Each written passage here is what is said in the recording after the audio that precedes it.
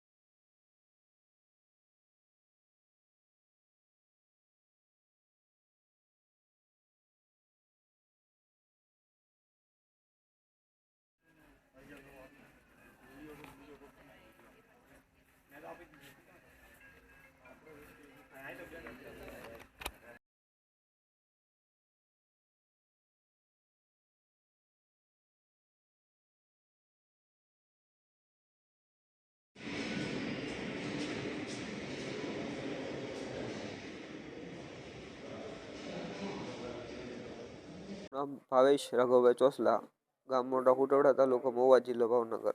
આજ તારીખ કેટલી છે ભાઈ? 21 છે કે 21 તારીખ 1લો મહિનો 2026। હું ભેહું લઈને આવતો હતો 5 થી 6 ના ગાળામાં। આગળ ટ્રાફિક હતી, માણસોની અવર જવર હતી, રસ્તો સાંકડો હતો કે એમાં એક બાજુ જ માલ નીકળી કે બધી બાજુ માલ ના જઈ શકે।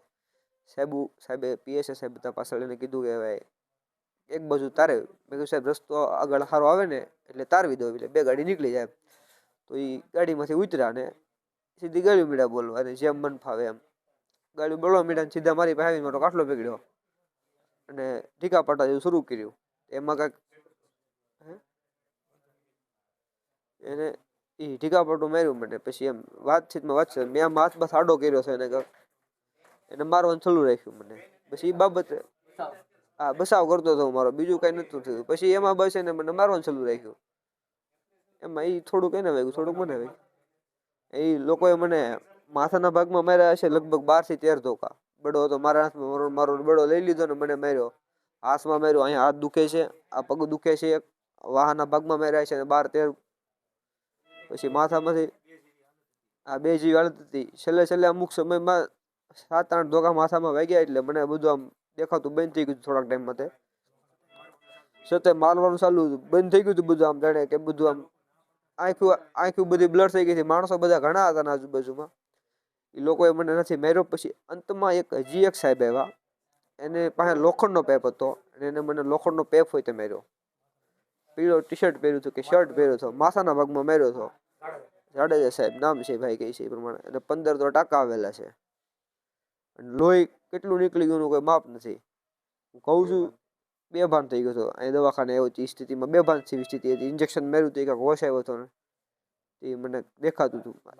મારું નામ મેહુલ નાઝાભાઈ સોહલા છે, મોટા ખૂંટવડા।